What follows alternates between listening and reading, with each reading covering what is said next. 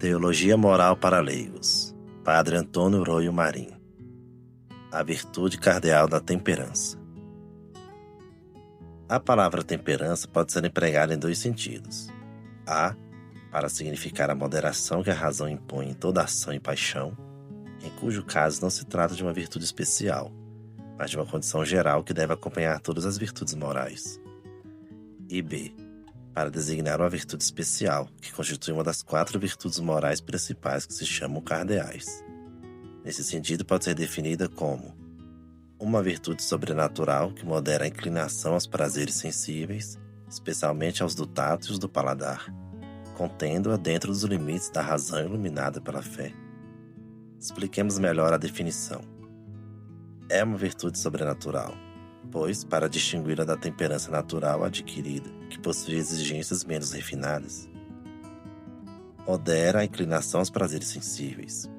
O próprio da temperança é refrear os movimentos do apetite concupiscível, no qual reside, diferentemente da fortaleza, que tem por missão excitar o apetite irascível na busca do bem honesto, e, especialmente, os do tato e os do paladar.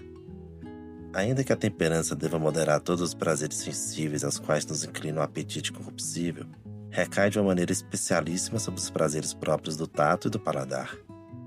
Luxúria e gula principalmente, que levam consigo o máximo deleite, como necessários para a conservação da espécie ou do indivíduo, e são, por esta razão, mais aptos para arrastar o apetite se este não se refreia com uma virtude especial, a saber, a temperança.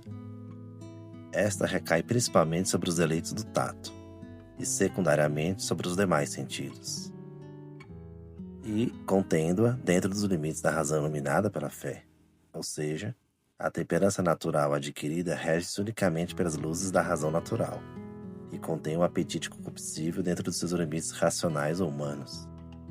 A temperança sobrenatural ou infusa vai muito mais longe, posto que as luzes da simples razão natural acrescentam-se às luzes da fé, possui exigências mais refinadas e delicadas. Importância e necessidade da temperança. A temperança é uma virtude cardeal, e neste sentido é uma virtude excelente. Porém, tendo por objetivo a moderação dos atos do próprio indivíduo, sem nenhuma relação com os demais, ocupa o último lugar entre as virtudes cardeais. Não obstante, mesmo sendo a última das cardeais, a temperança é uma das virtudes mais importantes e necessárias na vida do cristão. A razão disso é que há de moderar, contendo-os dentro dos limites da razão e da fé, 2 dos instintos mais fortes e veementes da natureza humana, que muito facilmente se extraviariam sem uma virtude moderativa dos mesmos instintos. A divina providência, como é sabido, quis unir um deleite ou prazer àquelas operações naturais que são necessárias para a conservação do indivíduo ou da espécie. Daí a veemente inclinação do homem aos prazeres do paladar e do apetite genésico, que possuem aquela finalidade altíssima, querida e buscada pelo autor mesmo da natureza. Mas, precisamente por isso, por brotarem com veemência da mesma natureza humana, tendem com grande facilidade a desordenar-se fora dos limites do justo e razoável, o que seja preciso para a conservação do indivíduo e da espécie, na forma e nas circunstâncias assinaladas por Deus, e não mais, arrastando consigo o homem à zona do ilícito e pecaminoso. Esta é a razão da necessidade de uma virtude infusa moderativa desses apetites naturais e da singular importância dessa virtude na vida cristã ou simplesmente humana. Tal é o papel da temperança infusa. É ela que nos faz usar do prazer para um fim honesto e sobrenatural, na forma estabelecida por Deus a cada um conforme o seu estado e condição. E como o prazer é em si sedutor e nos arrasta facilmente mais além dos justos limites, a temperança infusa inclina à mortificação até mesmo de muitas coisas lícitas, por assim nos manter longe do pecado e ter perfeitamente controlado e submetido a vida passional. Os vícios opostos da temperança. Os principais são 2, um por excesso, a intemperança, e outro por falta, a insensibilidade excessiva. A intemperança ultrapassa os limites da razão e da fé no uso dos prazeres do tato e do paladar. Sem ser o maior pecado possível, é não obstante o mais vil e oprobrioso de todos, uma vez que rebaixa o homem ao nível das bestas ou animais, e porque ofusca como nenhum outro as luzes da inteligência humana. A insensibilidade excessiva foge até mesmo dos prazeres necessários para a conservação do indivíduo ou da espécie, pedidos pela reta ordem da razão, Unicamente se pode renunciar a eles por um fim honesto, recuperar a saúde, aumentar as forças corporais, etc. Ou por um bem mais alto, como é o bem sobrenatural, penitência, virgindade, contemplação, porque isso é altamente conforme a razão e a fé. As partes da temperança. A temperança, como virtude cardeal, tem partes integrais, subjetivas e potenciais. As partes integrais são, como já sabemos, aqueles elementos que integram uma virtude ou a ajudam em seu exercício. A temperança tem dois: vergonha e honestidade. A vergonha não é propriamente uma virtude, mas certa paixão louvável que nos faz temer o opróbrio e a confusão que se segue de um pecado torpe. É paixão porque a vergonha leva consigo uma transmutação corpórea, humor, tremor, e é louvável porque esse temor, regulado pela razão, infunde horror à torpeza. Note-se que nos envergonhamos mais de ficarmos infamados perante pessoas sábias e virtuosas, pela retidão de seu juízo, pelo valor de sua estima ou apreço, que perante as de pouco juízo e razão. Por isso ninguém se envergonha perante as crianças muito pequenas ou perante os animais. E, sobretudo, sentimos a vergonha do opróbrio perante nossos familiares, que nos conhecem melhor e com quem temos de conviver continuamente. Santo Tomás de Aquino observa agudamente que a vergonha é patrimônio principal dos jovens medianamente bons.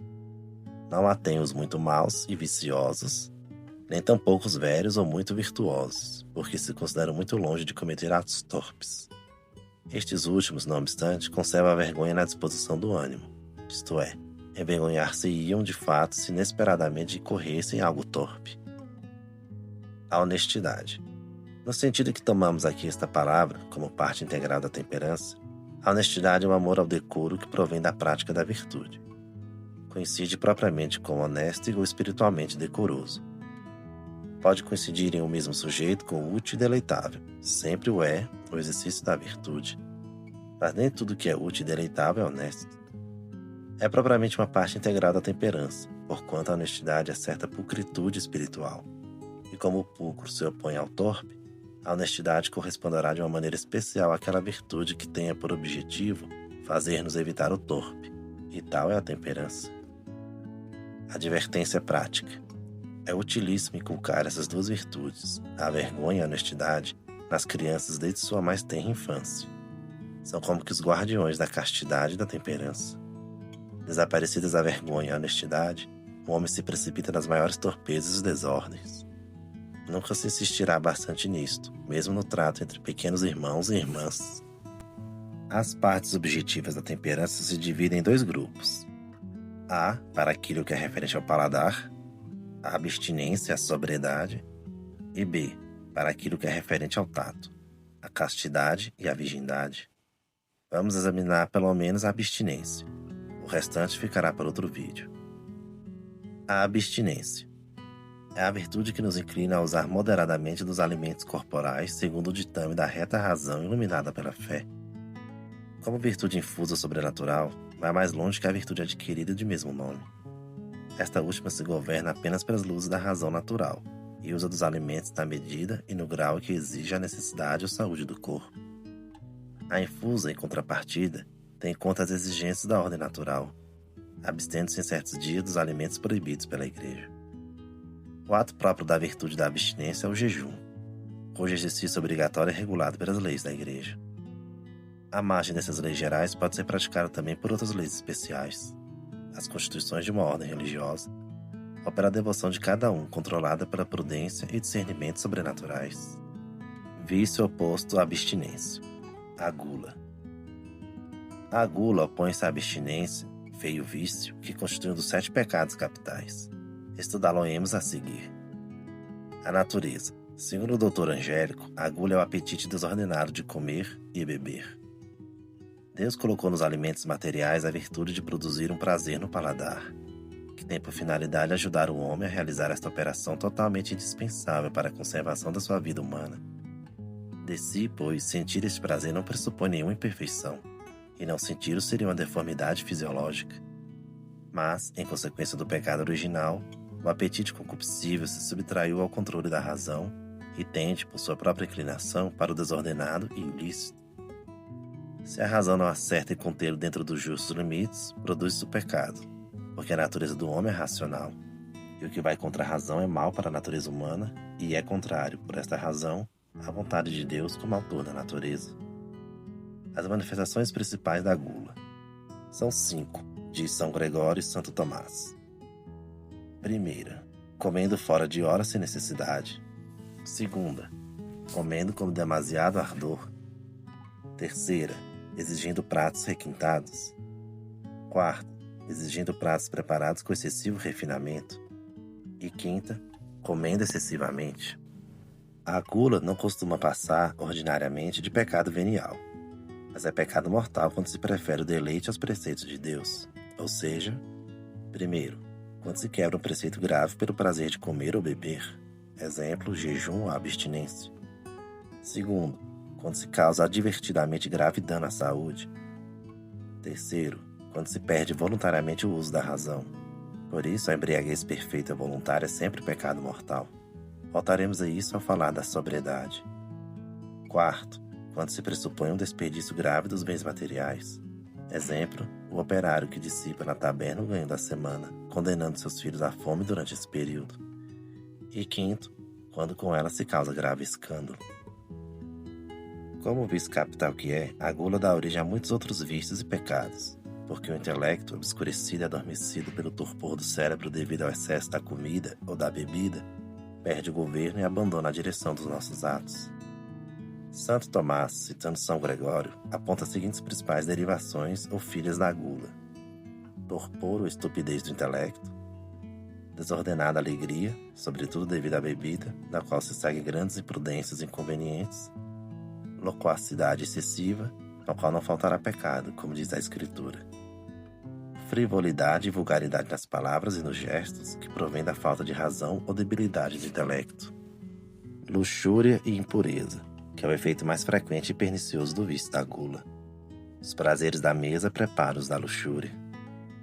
Se a isso acrescentarmos que o excesso no comer e beber deteriora o organismo, empobrece a afetividade, degrada os bons sentimentos, destrói a paz de uma família, solapa os alicerces da sociedade, com a praga do alcoolismo, sobretudo, e incapacita para o exercício de todo tipo de virtudes, teremos listados os principais efeitos desastrosos que levam consigo este feio vício, que rebaixa o homem ao nível das bestas e animais.